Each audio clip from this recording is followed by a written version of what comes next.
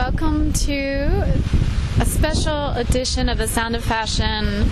I have just come out of the Jean-Paul Gaultier exhibit at the DeYoung in San Francisco and feel incredibly in awe of the absolute stunning, beautiful experience that I've just witnessed, and it definitely made me realize that I was not only at the right place at the right time, but I was doing the right thing, and really felt enormously lifted by the imagination, the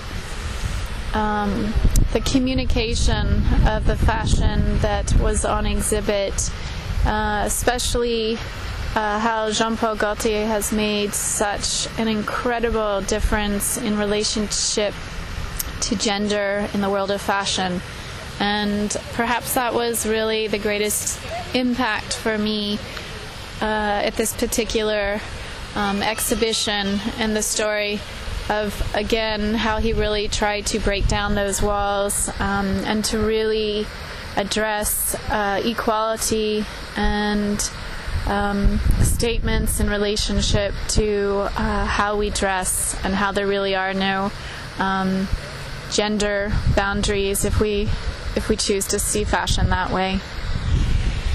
This Jean-Paul Gaultier show helped me realize not only how fortunate I am to be working in the world of fashion and making an impact and getting to spread beauty and joy throughout the world, but it also made me realize again how powerful of an art form and medium fashion really truly is, and perhaps it has never been such a powerful form of expression as the times we're currently living in.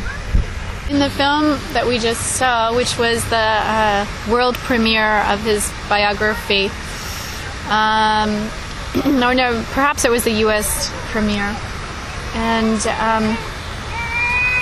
they asked how he went about his inspiration, and he said that he always came up with themes, whether the theme came from music or any part of life, but that's how he approached his designs, with a theme. And that was kind of fun to hear. And of course the film offered all kinds of insights as far as inspiration and where he got it, and again it was just filled with humor and insight into the person and the brilliance of this individual.